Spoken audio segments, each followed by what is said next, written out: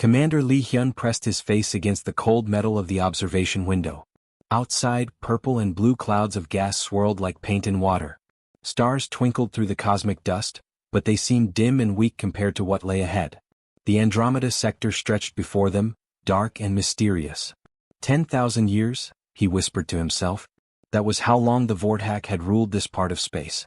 10,000 years of fear and control. Behind him, the bridge of the New Horizon hummed with quiet activity. Officers moved between control panels, checking readings and monitoring their surroundings.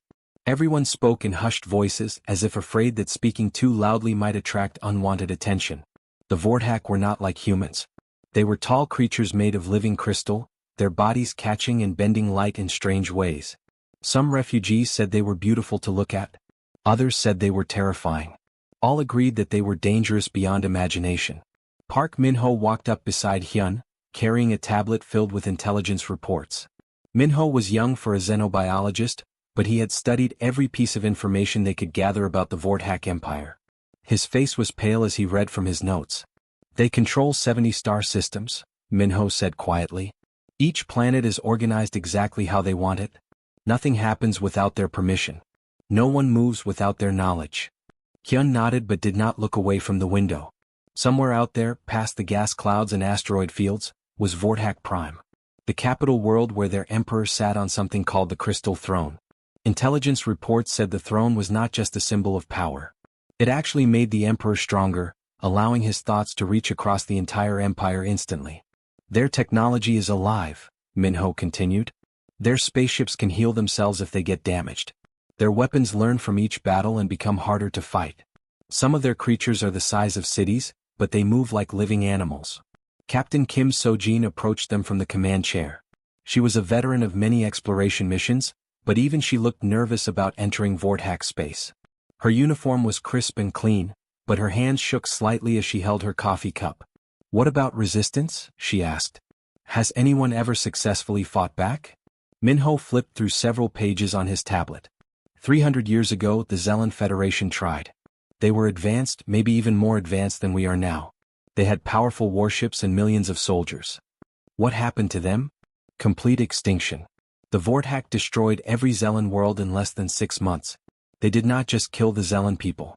They broke their minds first, made them suffer before destroying their bodies. Then they turned their planets into glass balls floating in space as a warning to others. The bridge fell silent except for the gentle hum of the ship's engines. Everyone had heard stories about the Zelan Federation, but hearing it stated so plainly made the danger feel real and immediate. Young Deun, the communications officer, suddenly straightened in her chair. "Captain, I am picking up a transmission. It is broadcasting on all frequencies." "Put it on speakers," So-jin ordered. The voice that filled the bridge was not really a voice at all. It was thoughts pushed directly into their minds, cold and emotionless like winter wind. Even through their psychic dampening equipment, the words felt heavy and oppressive. All inferior life forms are reminded that the supreme Vorthak bring order to chaos. Resistance leads only to purification. Compliance brings the honor of service. The galaxy belongs to those who have earned the right to rule it. Submit and know peace. Resist and know only suffering. The transmission ended, leaving an uncomfortable silence on the bridge. Several officers rubbed their temples as if fighting off headaches. The psychic dampeners had protected them from the worst effects, but everyone could feel the alien presence that had touched their minds. Hyun turned away from the window, his jaw set with determination. "They think we will be afraid of them like all the others." "Shouldn't we be?" asked Min-ho quietly. "Look what happened to every species that challenged them. They have powers we cannot understand.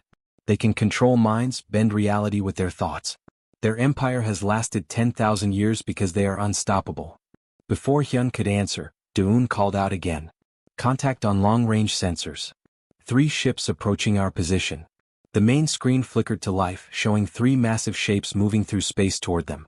They were not built like human ships, all straight lines and metal plating. These vessels looked organic, like giant sea creatures swimming through the void. Their hulls pulsed with patterns of light that shifted and changed as they moved. "Vorthak patrol ships," So-jin said grimly. "Each one is the size of a small city." As the ships drew closer, everyone on the bridge could feel something pressing against their minds despite the dampening equipment. It was like having someone stare at you from behind, or hearing whispers in a language you could not understand. They are trying to read our thoughts, Minho said, sweat beading on his forehead.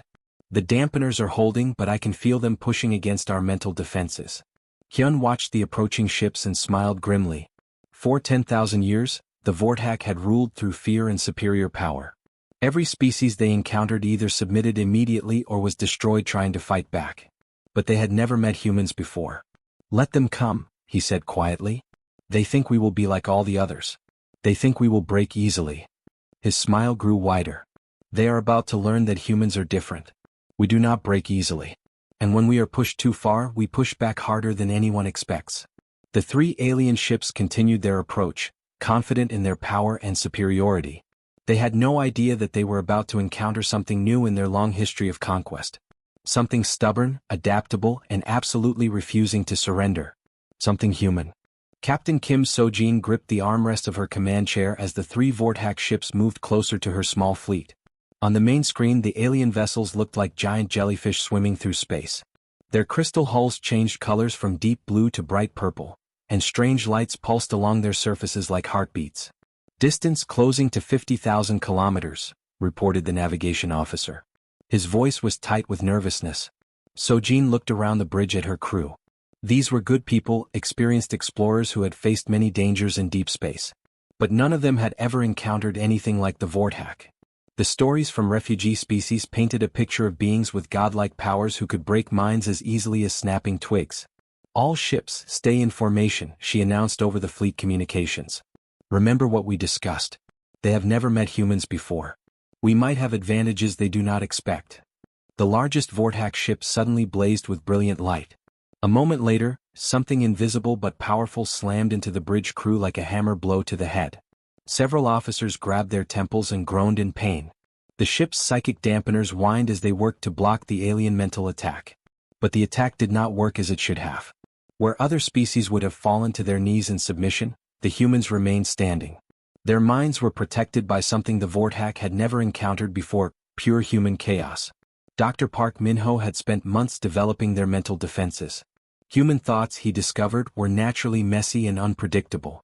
Unlike other species that thought in neat, organized patterns, human minds jumped from topic to topic without warning. Add artificial white noise generators to create even more mental static, and the result was a kind of psychic shield that confused alien telepaths. The voice that entered their minds was cold and emotionless, like winter wind through dead trees. Primitive mammals. You will power down your vessels and prepare for boarding. Your species shows unusual resistance to proper mental conditioning. This anomaly will be studied before you are integrated into the Supreme Order. Commander Lee Hyun stepped forward, fighting against the pressure in his head. When he spoke, his voice was calm and steady. This is Commander Hyun of the Human Colonial Fleet. We are peaceful explorers seeking first contact with your civilization. We mean no harm and request diplomatic discussion. For a moment, there was silence across the psychic link. The Vortak commander seemed confused by this response. In 10,000 years of conquest, species either surrendered immediately when faced with Vortak power, or they attacked in desperate fury. These humans were doing neither. You speak of diplomacy, the alien thoughts pressed harder against their minds. Inferior species do not negotiate with the Supreme. You will submit to examination or be destroyed. Choose quickly. So-jin felt sweat running down her back, but she forced herself to think clearly. The Vortak were used to total dominance. They expected fear and submission. Maybe that was their weakness. They had never learned to handle unexpected situations. Chief Engineer Kim, she called out. Are their ships scanning us? Yes, Captain. Some kind of biological probe trying to interface with our computer systems. And? Chief Engineer Kim Sung-ho looked up from his control panel with a surprised expression. It is not working. Our quantum processors are completely incompatible with their biotechnology. It is like they are trying to hack a computer using tree branches. So-jin smiled grimly. The Vortak were so advanced that they had forgotten how to deal with primitive technology. Their biomechanical systems could adapt to any known weapon or defense, but they had no idea how to handle simple human engineering. All ships, prepare defensive positions, she ordered. But do not fire unless fired upon. Let us see how they react to something they cannot understand. The Vortak commander's thoughts grew more frustrated. Your vessels do not respond to integration protocols. Your minds resist proper conditioning. Explain this impossibility. We are human, Hyun replied simply. We think differently than other species. Perhaps we can learn from each other. What happened next shocked everyone on both sides. The Vortex ships suddenly opened fire, but not with the devastating weapons that had destroyed the Zelen Federation. Instead, they fired capture nets, biomechanical webs designed to disable ships without destroying them. But the human ships were too small and fast. Captain Sojin had positioned her fleet in a scattered formation that made them difficult targets. As the capture nets missed their targets, human ships began to move in unpredictable patterns. Return fire, Sojin ordered. All ships use kinetic weapons only. The human response was something the Vortex had never seen before. Instead of energy weapons that could be absorbed or deflected, the humans fired simple metal projectiles accelerated to incredible speeds. Railgun rounds tore through biomechanical hulls that were designed to adapt to energy attacks but had no defense against basic physics. The lead Vortex ship shuddered as railgun slugs punched holes through its living hull. Biological systems tried desperately to heal the damage, but the wounds were too severe and too numerous. Impossible. The Vortex commander's thoughts were filled with something that might have been panic. Your weapons are primitive. They should not be effective against superior Vortex bioarmor. Sometimes old ways work best, Sojin replied calmly as her ships continued their attack. Within minutes, one of the Vortex ships was leaking atmosphere and falling behind. The other two were damaged but still fighting. For the first time in their long history of conquest, the Vortex were facing an enemy they could not easily defeat. The alien commander made a decision that would change everything. Instead of destroying these strange humans, he would capture them for study. These creatures were clearly more dangerous than they appeared, and the Supreme Vortex needed to understand this new threat. But as the battle continued, both sides were learning. The humans discovered that Vortex technology could be hurt by simple kinetic weapons. The Vortex learned that these primitive mammals were far more dangerous than anyone had imagined. Neither side realized that this first contact would lead to the greatest war the galaxy had ever seen. Admiral Park Ji-sung stared at the holographic display floating above the conference table. His hands were clenched so tightly that his knuckles had turned white. Around the table, the most powerful people in human space sat in stunned silence, watching footage that would haunt their dreams for years to come. The images were grainy and shaky, recorded by hidden cameras and Vortex research facilities. They showed human prisoners strapped to metal tables while crystalline beings in white robes worked on them with glowing instruments. Some humans were being injected with strange fluids that changed their skin color. Others had their heads opened while alien devices poked at their brains. But the worst images showed the children. General Kim Tae-young, a veteran of 3 colonial wars, covered her eyes with her hands. She had seen battlefields covered with bodies, cities burned to ash, but nothing had prepared her for this. How many colonies have they taken? She asked, her voice barely louder than a whisper. 47 that we know about, Park replied. His voice was flat and emotionless, but everyone in the room could see the rage burning in his eyes. 2 million civilians captured. But these are only the ones our spies have confirmed. The room fell silent again except for the quiet humming of the air recyclers. Outside the windows of the War Council chamber, Earth looked peaceful and blue. Children were playing in parks, families were eating dinner together, people were living normal lives. They had no idea that their fellow humans were suffering unimaginable horrors light years away. Director Lee Yun-ah from Colonial Intelligence leaned forward in her chair. She was a small woman with gray hair, but her eyes were sharp as knife blades. The Vortex are treating us differently than other species, she said quietly. When they conquered the Zelen Federation, they simply killed everyone. When they took over the Kepler worlds, they turned the population into slaves. What are they doing to us? Asked Commander Song Min-ki from the outer colonies. They are studying us, Yuna replied. Our intelligence sources inside the captured colonies report that the Vortex call humans interesting specimens. They want to understand why we can resist their mind control before they decide what to do with our entire species. Fleet Admiral Chin Do-hyun, representing the Mars Confederacy, slammed his fist on the table. They are experimenting on our people like laboratory animals. Park nodded grimly. The footage shows human prisoners being subjected to biological modifications. They are trying to change our bodies and our minds. Some experiments are designed to make us more susceptible to psychic control. Others seem focused on understanding human genetics.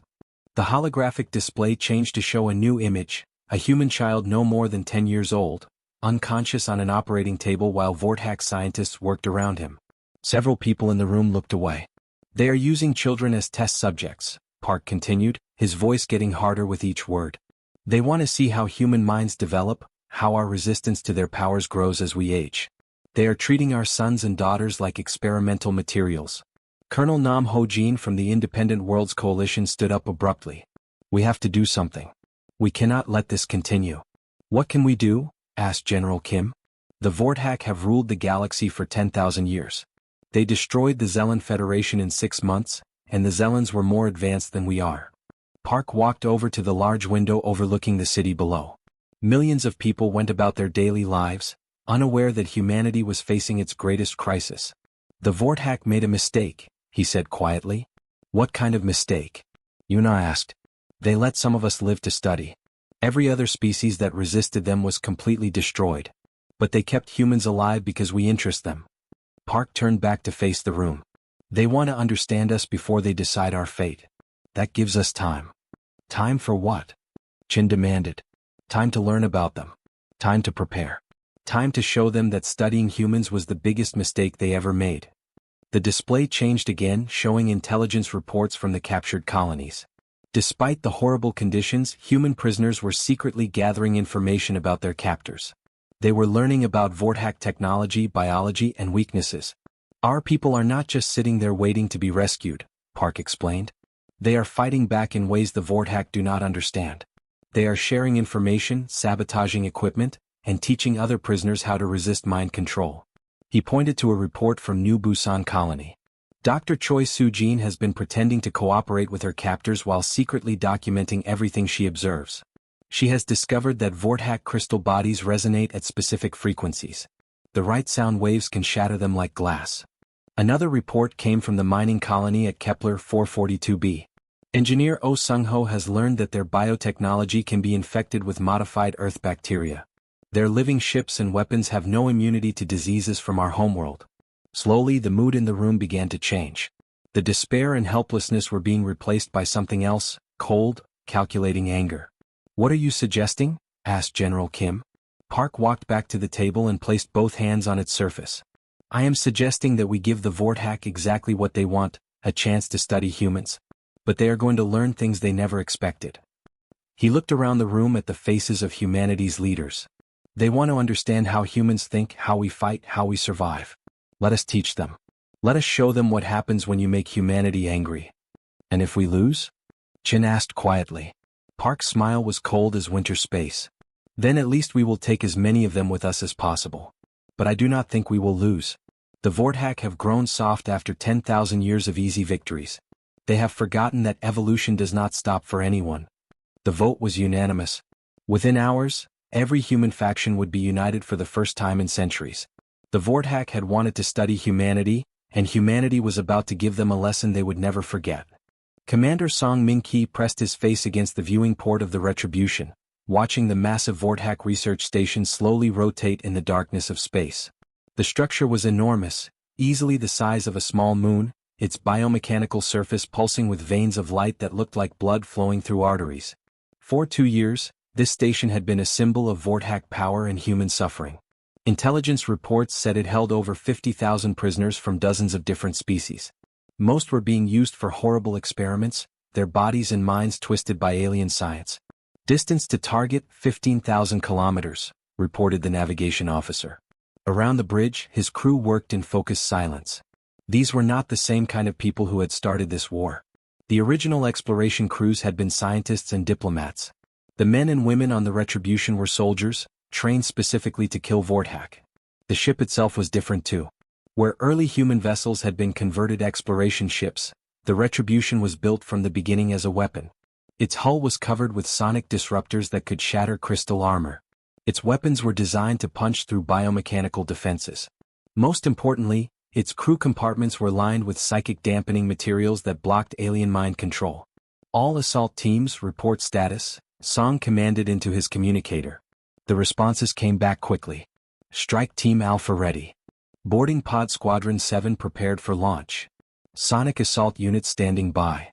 Song looked at the tactical display showing the station's defenses. Energy fields flickered around the structure like a deadly rainbow. Biomechanical gun platforms drifted nearby like metal sharks. The entire facility was designed to be impossible to attack successfully. But the Vorthak had never faced human tactics before. Launch Phase 1, Song ordered. From the Retribution and dozens of smaller ships, tiny one-person craft began streaming toward the station. Each pilot was a volunteer who knew they would not survive the mission. Their ships were not armed with weapons or protected by armor. Instead, they carried something much more dangerous. The first wave of defenders activated as the human ships approached. Energy beams lashed out, destroying craft after craft in brilliant explosions. The station's biomechanical defenses adapted quickly, adjusting their aim and power to efficiently eliminate the attacking vessels. But that was exactly what the humans wanted. Each destroyed ship released its cargo into space, clouds of modified Earth bacteria and viruses that had been engineered specifically to attack Vorthack biotechnology. The alien defenses had no immunity to diseases from humanity's homeworld. Within minutes, the station's living armor began to show signs of infection. Dark spots appeared on the glowing surface as biological systems started to fail. The energy fields flickered and weakened. Gun platforms fired randomly as their targeting systems were corrupted by microscopic invaders. Phase 2, Launch all boarding pods. Song commanded. The real attack began as armored pods shot from human ships like bullets from guns. Unlike the sacrifice ships, these craft were heavily protected and armed with sonic disruptors. As they punched through the station's weakened defenses, they began broadcasting sound waves designed to shatter Vorthack crystal bodies. The pods smashed through the station's outer hull and disgorged their passengers' human soldiers and powered armor that made them look like metal giants. Each suit was equipped with weapons specifically designed to fight Vorthack, based on intelligence gathered from 2 years of brutal warfare. Staff Sergeant Lim So-young led her squad through corridors that seemed to bend and twist around them. The Vorthack had designed their stations to confuse intruders with psychic illusions that made walls appear to move and floors seem to tilt at impossible angles. But human soldiers wore helmet displays that ignored what their eyes saw and relied on sensor data instead. The psychic tricks that had stopped other species for centuries were useless against technology that did not depend on biological senses. "Contact front," called out Corporal Park Jae-min as 3 Vorthack warriors rounded a corner ahead of them. The alien soldiers were 12 feet tall, their crystal bodies reflecting the corridor's lights in rainbow patterns. Each carried weapons that pulsed with psychic energy. "Sonic disruptors, maximum power," So-young ordered. The human weapons let out a piercing wail that made the corridor walls vibrate. The sound waves struck the Vorthack warriors and their crystal armor began to crack like glass. Within seconds, the aliens collapsed as their bodies shattered into thousands of glittering fragments. But the real prize was deeper in the station. Intelligence reports said the main laboratory was located in the central core, where the most important experiments were conducted. That was where they would find the human prisoners who had been missing for months. As So-young's team fought their way through the station, other squads were having similar battles throughout the massive structure. The Vorthack defenders were confused and desperate. For 10,000 years, their stations had been impossible to assault. Now humans were ripping through their defenses like they were made of paper. In Research Bay 7, the squad found what they were looking for. Hundreds of prison cells lined the walls, each containing aliens from species across the galaxy. But it was the human prisoners that made So-young's blood boil with rage. Dr. Park Hae-min, once a respected scientist from New Seoul Colony, was barely recognizable. The Vorthack had performed so many experiments on her that her skin had changed color and strange devices were attached to her skull. But her eyes were still alert and intelligent. "Are you real?" she whispered as So-young's team broke open her cell. "Or is this another test?" "We are real," So-young replied, helping the scientist to her feet. "We are here to take you home." As the rescue teams worked to free prisoners throughout the station, the Vorthack command center sent out desperate calls for help. But human jamming systems blocked their communications. For the first time in their long history of conquest, a Vorthack stronghold was falling to primitive mammals who refused to submit. The liberation of the research station marked a turning point in the war.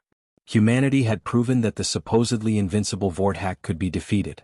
More importantly, they had rescued thousands of prisoners who carried vital intelligence about their captors. The galaxy was about to learn that the age of Vorthack supremacy was coming to an end. High Admiral Park Ji-sung stood at the large window of his flagship, staring at the planet that had haunted his dreams for 3 years. Vorthack Prime hung in space before him like a giant crystal ball, its surface covered in towers and structures that glowed with their own light. Even from orbit, he could see the patterns of energy flowing across the world's surface like the pulse of some massive heart. This was the homeworld of the beings who had tortured humanity's children. The place where the Vorthack Emperor sat on his crystal throne, sending orders across the galaxy through psychic waves that traveled faster than light. For 10,000 years, this world had been the center of the greatest empire in galactic history. Today it would die. Behind him on the bridge of the humanity's answer, his crew worked with quiet efficiency. These were not the same people who had started this war as explorers and scientists. 3 years of brutal fighting had turned them into something harder, colder, more focused. They knew exactly what needed to be done. Commander Oh Min-young sat at the weapons control station, her hands dancing over controls that managed the most dangerous device humans had ever built. The harmonic resonance weapon had taken their best scientists 3 years to develop. It was designed to do one simple thing: destroy an entire planet by making it vibrate itself to pieces. Status report, Park said without turning from the window. Harmonic resonance device ready for activation, Oh reported. All targeting systems locked onto the planet's core. The weapon will reach maximum power in 6 minutes. Chief Engineer Kim Sung-ho looked up from his control panel. Quantum torpedo systems fully armed. Emergency jump drives standing by in case we need to retreat quickly. Dr. Lee Eun-seo, the physicist who had discovered how to kill an entire world, reviewed her calculations one final time. Her face was pale but determined. She had lost her own family when the Vortak attacked the research colony at New Taegu. The resonance frequency is calibrated perfectly. When we activate the device, the entire planetary structure should begin to collapse within 30 minutes. Captain Nam Ji-hai at the communication station suddenly straightened in her chair. Admiral, we are receiving multiple transmission requests. 17 different Vortak fleet commanders are asking to speak with you. They say they want to negotiate surrender terms. For the first time since entering the system, Park turned away from the window. His face was like carved stone, showing no emotion at all. What do they offer? Complete withdrawal from human space. Release of all prisoners. Compensation for damages. They are even offering to share their technology with us. Park walked slowly to the center of the bridge, looking at each member of his crew. These people had followed him through 3 years of the most brutal war in galactic history. They had seen things that would give them nightmares for the rest of their lives. They deserved to know why he was about to reject the enemy's surrender. Tell the Vortak commanders that negotiation was possible 2 years ago, he said quietly. Before they started using our children as experimental subjects. Before they tried to change human biology to make us easier to control. Before they decided that humanity was just another species to be studied and catalogued. Nam's fingers hesitated over her controls. Sir, they are offering everything we fought for. The war could end today with no more human deaths. Park nodded slowly. Yes, it could. And in 50 years or 100 years, when they have rebuilt their strength and found new ways to defeat our defenses, they would come back. The Vortak do not learn from defeat, they only understand complete destruction. He walked back to the window, looking down at the world that had been the source of so much suffering. They wanted to study humanity. They wanted to understand what makes us different from other species. Today they will learn the final lesson, that when you threaten human children, there is no mercy, no negotiation, no second chances. The bridge fell silent except for the steady hum of the ship's engines and the quiet beeping of control systems. Everyone understood what they were about to do. This was not just military victory, this was genocide on a planetary scale. An entire species was about to be wiped from existence. But as Park looked at the faces of his crew, he saw no doubt or hesitation. These people had seen the videos from the research stations. They had rescued prisoners who had been changed so much by alien experiments that they barely looked human anymore. They knew exactly what the Vortak were capable of, and they knew that some enemies could never be allowed to survive. 5 minutes to weapon activation, Oh announced. Below them, the Vortak homeworld continued its ancient rotation, unaware that its 10,000-year reign was about to end. In the crystal cities on the surface, billions of aliens went about their daily lives, secure in their belief that they were the supreme species in the galaxy. But supremacy, Park had learned, was not about power or technology or psychic abilities. It was about the will to do whatever was necessary to protect what mattered most. And nothing mattered more to humanity than its children. For minutes, Oh called out. Park placed his hand on the window, feeling the slight vibration of the ship's engines through the metal. Somewhere down on that crystal world, the Vortak Emperor sat on his throne, probably still believing that his superior aliens would find a way to defeat these primitive mammals. He was about to learn how wrong he was. Begin final countdown, Park ordered. Today we teach the galaxy that humanity protects its own, no matter the cost. The weapon that would destroy a world began its final activation sequence. and the age of Vortex supremacy entered its last minutes.